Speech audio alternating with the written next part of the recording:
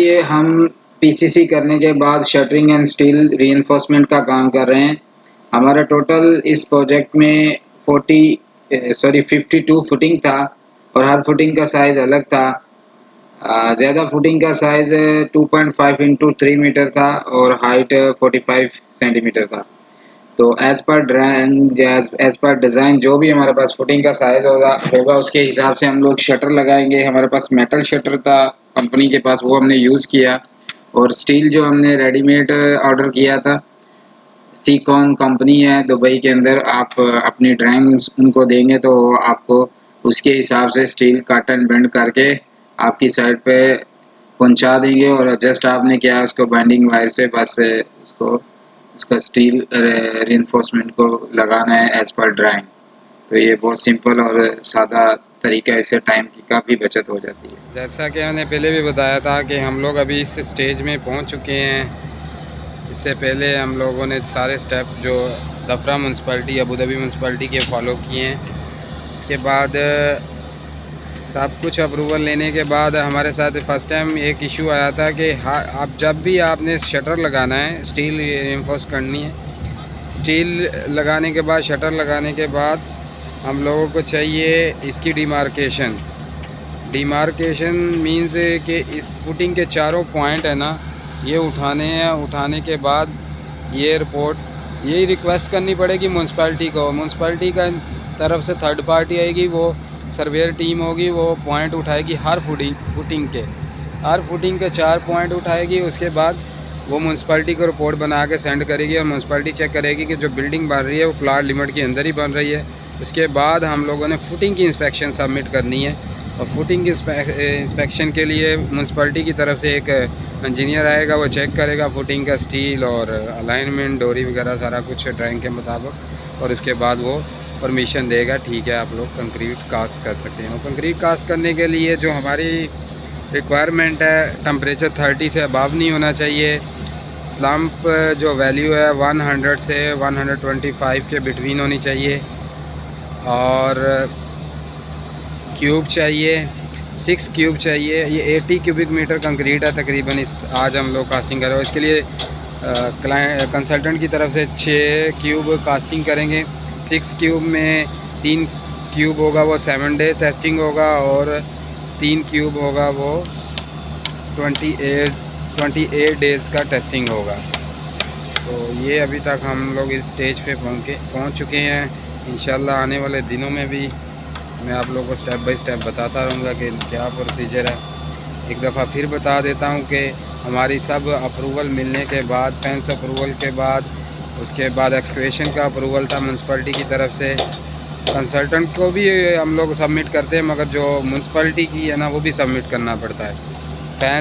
Fence के approval के बाद एक्सकवेशन का अप्रूवल, फिर HEC का अप्रूवल। उसके बाद हम लोगों ने शटरिंग लगाया है। PCC का जो अप्रूवल है वो सिर्फ कंसल्टेंट से लिया है। उसके बाद शटर लगाने के बाद डिमार्केशन किया है और डिमार्केशन के बाद हम लोगों ने फुटिंग का इंस्पेक्शन भी म्यूनसिपैलिटी को सबमिट किया। अभी तक हम लोगों ने 4 इंस्पेक्शन जो है ना म्यूनसिपैलिटी को सबमिट किया है। फेंस के बाद HEC के बाद इंस्पेक्शन, एक्सकवेशन के बाद डिमार्केशन और डिमार्केशन के बाद फुटिंग। टोटल 5 इंस्पेक्शन रिक्वेस्ट जो है ना म्यूनसिपैलिटी को सबमिट किया है। फेंस दोबारा बता देता हूँ, फेंस के बाद HEC के बाद एक्सकवेशन के बाद डिमार्केशन और डिमार्केशन के बाद फुटिंग। तो दोस्तों आज हम लोगों ने फुटिंग कास्टिंग कर दी है। फुटिंग कास्टिंग करने के लिए हमारे साथ एक इशू आया था। इस एरिए में डिमार्केशन चाहिए। जब हम लोग अपना शटर और स्टील रीइंफोर्समेंट कंप्लीट कर लेते हैं, उसके बाद एक म्यूनसिपैलिटी को इंस्पेक्शन सबमिट करनी पड़ेगी डिमार्केशन की। और municipality third party surveyor team भेजेगी और वो लोग इधर का हर फुटिंग का कॉर्नर का 4 पॉइंट उठाएंगे, कोऑर्डिनेट उठाएंगे एज बिल्ड, और वो म्यूनसिपैलिटी में सबमिट करेंगे। और म्यूनसिपैलिटी चेक करेगी कि ये जो इन लोगों ने शटरिंग लगाई है वो प्लाट लिमिट के अंदर ही लगाई है या बाहर लगाई है। और उसके बाद हम लोग फुटिंग की इंस्पेक्शन सबमिट करेंगे, शटरिंग एंड स्टील की। उसके बाद म्यूनसिपैलिटी का इंस्पेक्टर आएगा, वो आके अप्रूवल देगा। तो उस अप्रूवल मिलने के बाद अल्हम्दुलिल्लाह वो आया, उसने चेक किया, पास किया। हम लोगों ने आज कास्टिंग कर दी है 2023। आज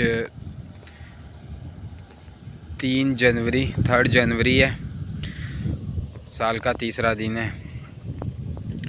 तो इसके लिए एक दफ़ा मैं आपको दोबारा बता देता हूँ कि क्या क्या हम लोगों ने, बाकी तो सारे स्टेप फॉलो करने पड़ते हैं कंसल्टेंट के साथ। एक्सकवेशन, उसके बाद compaction, road base compaction, plate load test, then PCC के बाद शटरिंग स्टील, और यानी कि हर स्टेप की एक्सकवेशन कंसल्टेंट को सबमिट करनी पड़ती है। मगर इसके साथ साथ कुछ इंस्पेक्शन जो है वो म्यूनसिपैलिटी को भी सबमिट करनी पड़ती है। वो इंस्पेक्शन पहले कंसल्टेंट के पास जाती है, फिर कंसल्टेंट वो इंस्पेक्शन को ओके करके म्यूनसिपैलिटी को फॉरवर्ड करता है। इनमें से जो अभी तक हम लोगों ने इंस्पेक्शन म्यूनसिपैलिटी को सबमिट की हैं, जो 5 मेजर जो कि अहम इंस्पेक्शन थी। सबसे पहले फेंस की थी, देन उसके बाद हम लोगों ने HEC प्लान उसकी सबमिट की।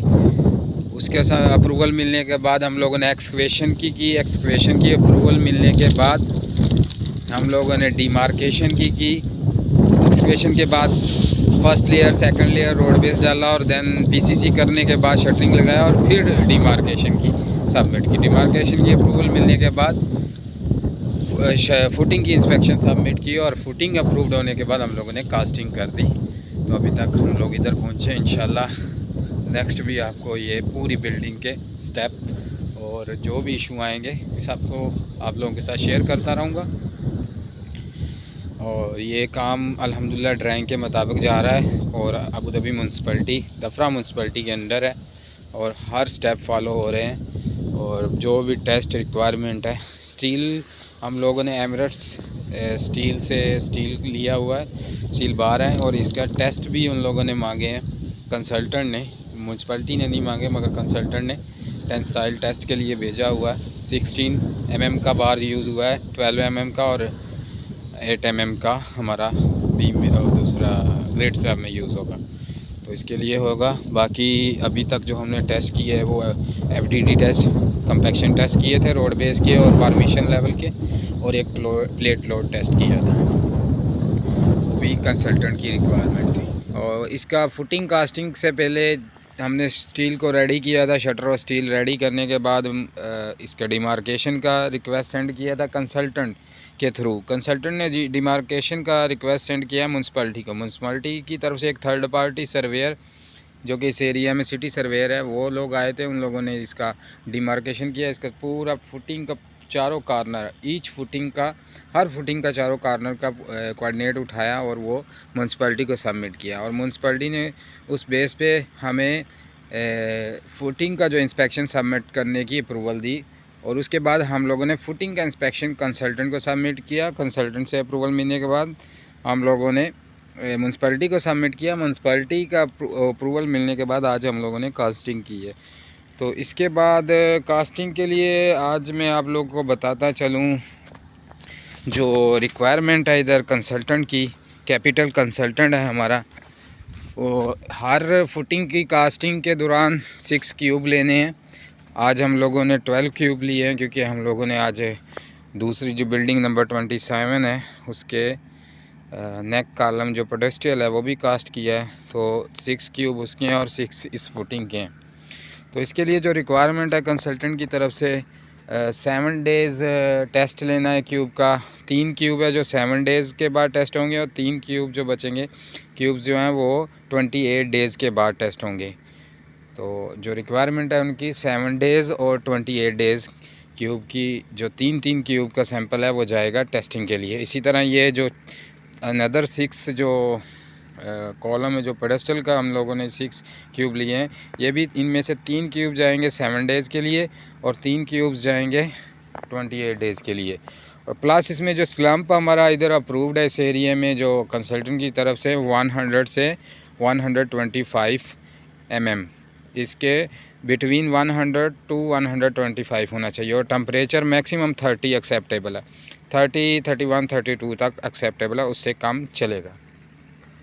तो ये थी रिक्वायरमेंट हमारी कंक्रीट की कास्टिंग की, जो कि हमारी कंसल्टेंट की तरफ से अप्रूवल है। आइए मैं आपको दूसरी बिल्डिंग का भी थोड़ा विज़िट करवाता हूँ। तो दोस्तों ये हमारा बिल्डिंग नंबर 27 है, जो सबसे पहले हम लोगों ने बिल्डिंग स्टार्ट की थी। इसमें अभी ब्लॉक वर्क चल रहा है, सॉलिड ब्लॉक वर्क हो रहा है बिटवीन द कॉलम्स। एंड इसमें जो नेक कॉलम है, जित अप टू इसके ऊपर ब्लॉक के ऊपर टाई बीम आ रहा है हमारा, तो अप टू टाई बीम का बॉटम तक हम लोगों ने कॉलम को जो है कंक्रीट कर दिया आज, जिसकी वजह से 12 क्यूब लिए हैं, 6 इसके लिए और 6 फुटिंग के लिए है। तो इसमें बताता जाऊं कि आप इसके बाद हमारा टाई बीम आएगा पूरा पूरा थ्रू आउट द दोनों तरफ, बिल्डिंग के दोनों तरफ टाई बीम घूमेगा अराउंड द बिल्डिंग। और टाई बीम की हाइट 600 है उसके में पूरा। और टाई बीम के लिए भी हमें म्यूनसिपैलिटी की इंस्पेक्शन चाहिए। कंसल्टेंट की तो हर स्टेप पे चाहिए, मगर कुछ जगह पे म्यूनसिपैलिटी इंस्पेक्शन भी चाहिए। तो इसमें टाई बीम का शटर और स्टील लगाने के बाद हम म्यूनसिपैलिटी की इंस्पेक्शन सबमिट करेंगे। तो इसमें अभी जो हमारे काम बाकी हैं, जो ये कल हम डी शटरिंग करेंगे इस पेडेस्टल की, नेक कॉलम की डी शटरिंग करने के बाद अपना सॉलिड ब्लॉक वर्क कंप्लीट करेंगे। उसके बाद बिटूमन पेंट है हमारा 2 कोट रबड़ाइज बिटूमन पेंट है, वो मारेंगे दोनों तरफ। और फुटिंग में कंक्रीट में मारने के बाद हम बैक फिलिंग भी साथ साथ स्टार्टिंग करेंगे। हमारा ये सारा एरिया बैक फिल होगा, क्योंकि हम रोड का लेवल जो है ज़ीरो अज्यूम किया हुआ है। रोड के लेवल से +30 में हमारा फ्लोर है, तो ये सारा बैक फिल होगा। उसके बाद साथ साथ हम लोग शटरिंग उसका और स्टील रीइंफोर्समेंट टाई बीम का स्टार्ट करेंगे।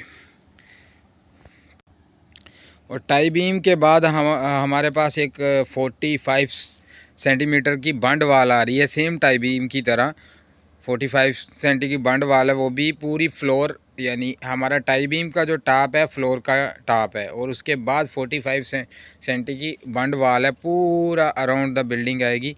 और उसका भी शटरिंग एंड स्टील रीइंफोर्समेंट आएगा, और शटर के बाद उसकी भी कास्टिंग होगी। और उसके ये जो कॉलम है इसके अंदर हमारे एंकर बोल्ट आएंगे, वो टाई बीम की कास्टिंग के टाइम हम लोग इसको एंकर बोल्ट डालेंगे या बंड वाल में, क्योंकि एंकर बोल्ट का हाइट चेक करने से आपको आइडिया हो जाएगा कि ये कि इसका हाइट कंक्रीट में किधर तक जा रहा है, उधर तक आप लोगों को कंक्रीट छोड़नी पड़ेगी या फिर एंकर बोल्ट रख के कंक्रीट कास्टिंग करनी पड़ेगी। तो एंकर बोल्ट लगाने के बाद हमारा पूरा इरेक्शन का काम है, पीई बिल्डिंग है, इसके बाद पूरा स्टील का काम शुरू हो जाएगा, वो सारा काम स्टील का। और इसमें जो सिविल का काम बचेगा, इसमें एक ग्रेड स्लैब आएगी अंदर, और ड्रेनेज पैप आएंगे, और पोर्टेबल वाटर नेटवर्क, और बाकी जो जो MEP के जो ड्राइंग्स है उसके मुताबिक सारा नेटवर्क आएगा। ब्लॉक वर्क की हम डेली क्यूरिंग भी करते हैं, कंक्रीट की भी 7 डेज़ की क्यूरिंग चल रही है। अभी क्यूरिंग आज 7-8 डेज़ हो चुके हैं हम लोग। इसके बाद इसका बिटुमेन पेंट भी मारेंगे। क्यूरिंग बहुत ज़रूरी है सिविल के कामों में, क्योंकि विदाउट क्यूरिंग आपको जो प्रॉपर स्ट्रेंथ है वो नहीं मिलती। बाकी इसका जब फिलिंग बैक फिल करेंगे उसकी भी साथ साथ कंपैक्शन करनी है। और अगर कंसल्टेंट रिक्वायर पूछे तो अगर कंसल्टेंट की तरफ से इंस्ट्रक्शन है, अगर वैसे तो हर जगह में कंपैक्शन टेस्ट लेने चाहिए, मगर सम टाइम कंसल्टेंट नहीं पूछता तो हम लोग छोड़ सकते हैं। मगर अगर कंसल्टेंट पूछेगी तो हमको कंपैक्शन टेस्ट भी लेने पड़ेंगे। हर जितना भी उनका वो बोलेंगे 100 स्क्वायर मीटर में 1 टेस्ट ले लो, 2 टेस्ट ले लो, FDD टेस्ट भी साथ साथ लें। ये वैसे लूज़ सॉइल है, इसमें अगर हम लोग वाटर मारें तो इसकी डेंसिटी तकरीबन फुल आती है, क्योंकि ये पानी के साथ फुल कंपैक्ट हो जाती है ये जगह। तो ये जैसे भी मैंने पहले भी बताया था, पोल्ट्री फार्म है, और ये दफरा म्यूनसिपैलिटी का एरिया है अबू धाबी के अंदर। ये साथ में एग्जिस्टिंग बिल्डिंग है, सेम बिल्डिंग हम लोग इधर बना रहे हैं। तो इंशाल्लाह आने वाले दिनों में जो बाकी स्टेप हैं वो भी मैं आपको साथ साथ बताता रहूँगा। और कोई मेरा दोस्त जो अबू धाबी के अंदर काम कर रहा है म्यूनसिपैलिटी के अंदर, तो उसका इस मेरी वीडियो से बहुत सारी इन्फॉर्मेशन मिलेगी, how we can work under Abu Dhabi municipality, Dhafra municipality in Abu Dhabi.